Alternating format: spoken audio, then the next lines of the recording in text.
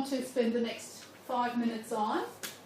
And I'm going to quickly show this to you on the screen because it's a lovely discovery if you haven't discovered it. And we are going to work with this just for 5 minutes together. And what is this? Has anyone had a look at it already? It is one of the sources suggested to you. I've chosen this one, Janet, because the other one's covered in the tutorial next week. Yeah. So you will be looking at the other one as well in your tutorial, but I thought this one would be good. It's quite big, which is why I could only photocopy 4. It's got a few pages involved. And this makes it critical for you to apply these approaches. Do you recognise it? Look at all those words in the heading. How scary is that? Is anyone having a mouthful trying to read it, let alone say it? But what does that tell you straight away? Very specific. This is a journal article. And one thing that you may or may not have tried is Control F. Has anyone played with this? Yes?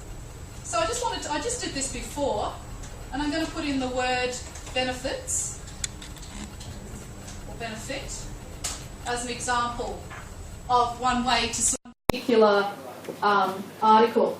Before you do this, you would obviously do your skim and scan as well and look at the headings and exactly what we said. But this is quite a unique technique for example, looking at, how can I find, are they talking about benefits, but what are they in relation to? But not necessarily one you would try straight away. So what I want to do with this activity is consider what a journal article is. I want you to skim and scan as a group and quite quickly answer some of these questions. What is the format? How is it set out? Because many journal articles are set out in this IMRAD format. And I'm not even going to tell you yet what that means. I just want you to, we'll come back to that when we talk together about the answers. But it's sort of understanding, where am I going to find the information I need? Where am I going to find the summary or the overview? Is there a study involved? Where are the definitions? You need some definitions. Where are their explanations and details? Where are findings and discussed or suggestions made?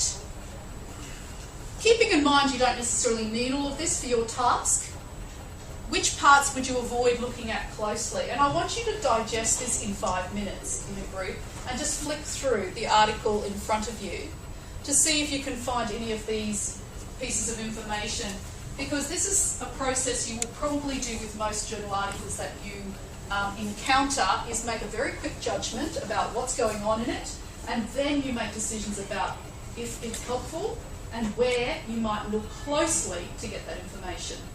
Because they are scary things, aren't they? Don't you think? I think they're scary. Run through these questions, the format, the summary, and here are some of the answers. The Control F can be a really useful way to just sort of identify, look, I don't have anything on feedback. Does this article cover feedback? Does it? Yes. Probably too much, though. Yeah.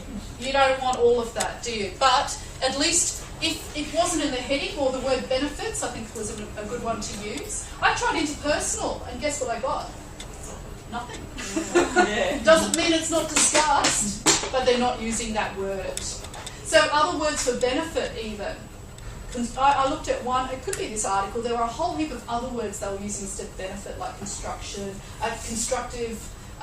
advantages, yeah. So you've got to be wary of that too. But it's just a quick way to sort of, digest, let's have a look around those words and see if that's what I need. I think though, before you do that, I have it first, you really need to think about skimming and scanning and checking.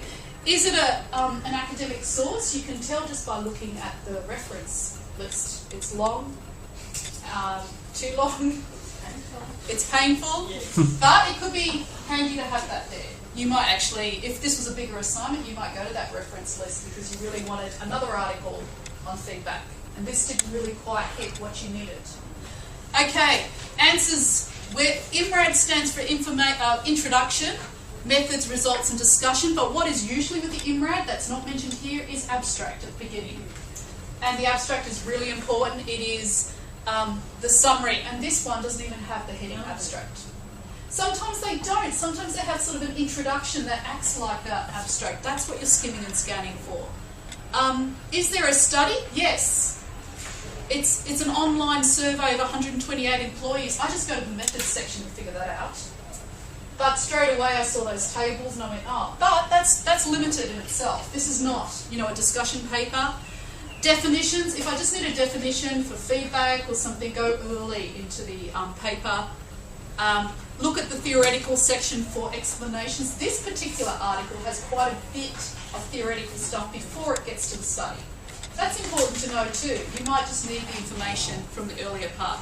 But also, as you said, the end of the article is where you're going to have the findings discussed. But quite often you might find what they tell you in the summary, particularly if it's well written, which it should be, being a peer-reviewed journal, is enough information for what you need for your studies. And yes, you probably wouldn't read in detail those graphs or statistics unless you needed to. Instead, you might look at the limitations and so forth.